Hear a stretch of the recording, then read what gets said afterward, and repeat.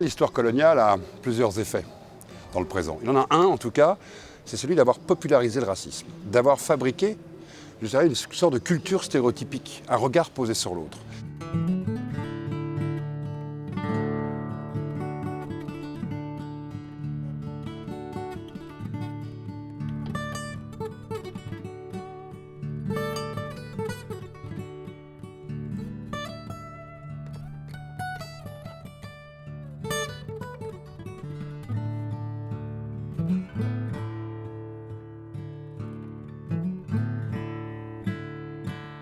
Nous le savons, l'histoire nous fabrique.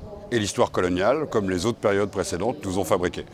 Donc aujourd'hui, parler d'histoire coloniale, c'est parler bien sûr du passé, mais c'est aussi parler du présent. Ceux qui en sont les héritiers directs, qui vivent aujourd'hui dans les diasporas, par exemple en France, ceux qui sont issus, qui vivent dans ces pays qui ont été colonisés, ceux aussi qui sont dans une relation au monde différente de compréhension d'où on vient en fin de compte, et en quoi nos identités ont été fabriquées par ce qu'a été plus de 4 siècles et demi d'histoire coloniale, et donc qui ont marqué profondément les relations humaines. Pas simplement parce que des terres ont été occupées, ce n'est pas que ça l'histoire coloniale, c'est un rapport à la domination au monde, c'est un rapport à la domination au corps, c'est un rapport idéologique, c'est aussi une mise en pratique du discours raciste.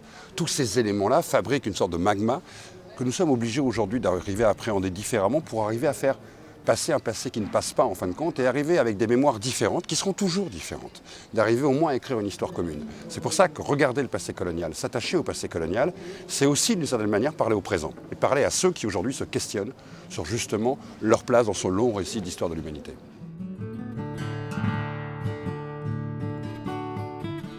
L'histoire coloniale a plusieurs effets dans le présent. Il y en a un en tout cas, c'est celui d'avoir popularisé le racisme, d'avoir fabriqué, je dirais, une sorte de culture stéréotypique, un regard posé sur l'autre, qui est une sorte d'empilement tel un millefeuille, de 1001 stéréotypes, de préjugés, qui quelque part font que le regard sur l'autre n'est pas un regard neutre.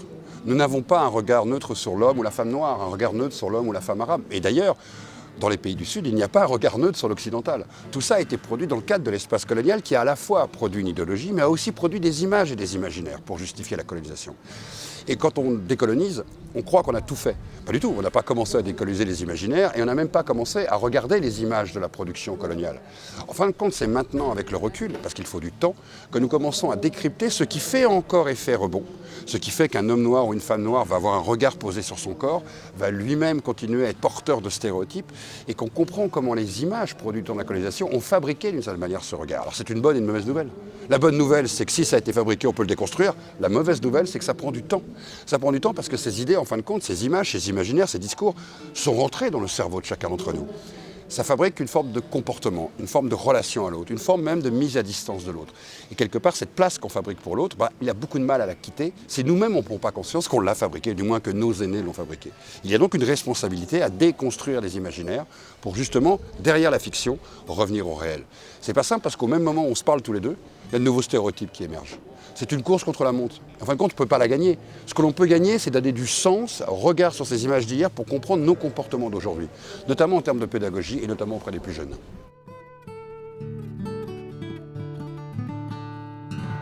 Le livre qu'on a fait justement sur les images du racisme, on a montré des centaines de stéréotypes qui fabriquent sur toutes les populations des populations, mais aussi les femmes par exemple, mais aussi les homosexuels, mais aussi les gitans, mais aussi dans le cas de la xénophobie, la peur de l'autre. Tout ça se fabrique, c'est en fin de compte une culture. Et en fait, on pense décrypter les images. On scrolle toute la journée en imaginant qu'on est capable de lire les images que l'on voit.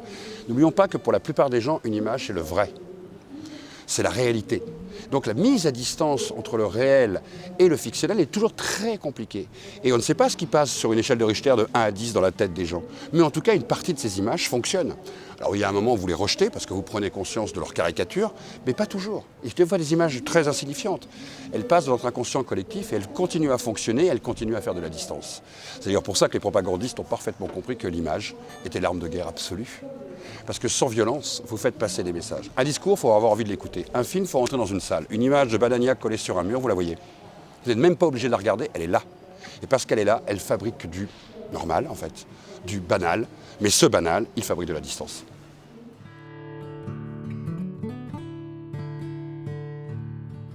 La question de la sexualité dérange toujours. En même temps, vous savez, c'est un sujet qui, par définition, est un sujet qui nous interpelle dans notre fort intérieur et ça touche bien au-delà de la raison, l'émotion. Deuxièmement, montrer des images de la sexualité, c'est pas neutre.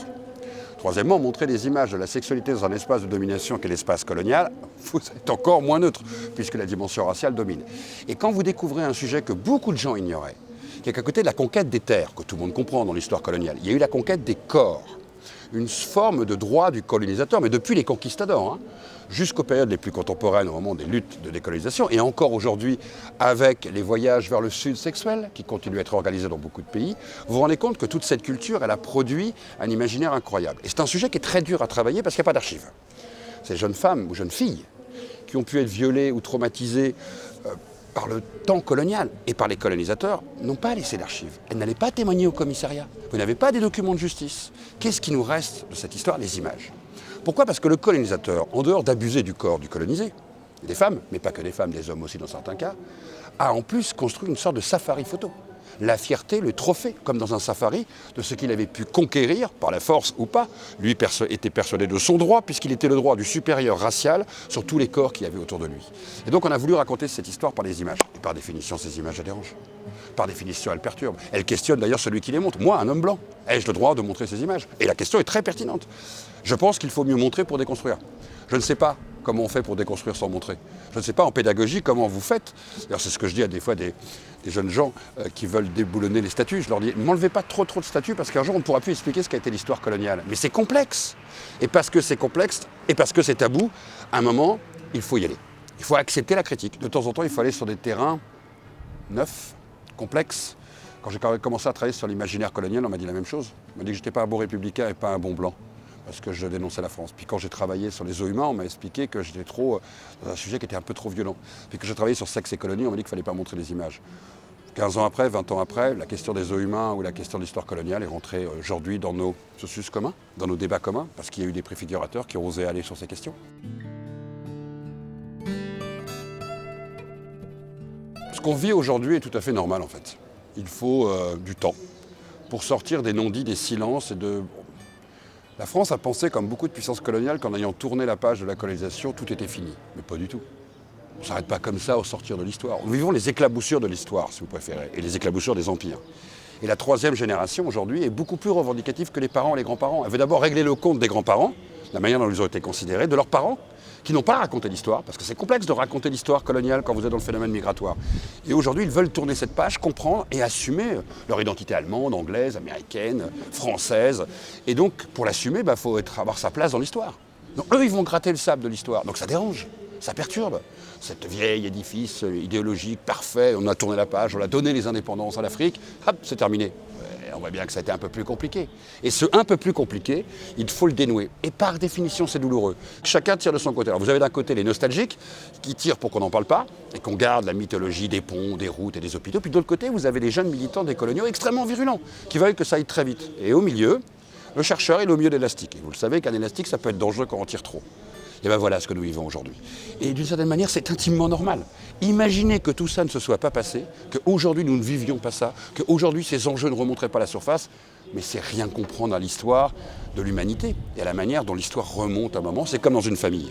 Quand vous enfouissez l'album et qu'il y a une vieille histoire de famille, un jour, quelqu'un sort l'album et dit « c'est qui lui ?» Ben voilà. Nous sommes la génération des éclaboussures de l'Empire. On n'a rien demandé, mais c'est à nous de gérer.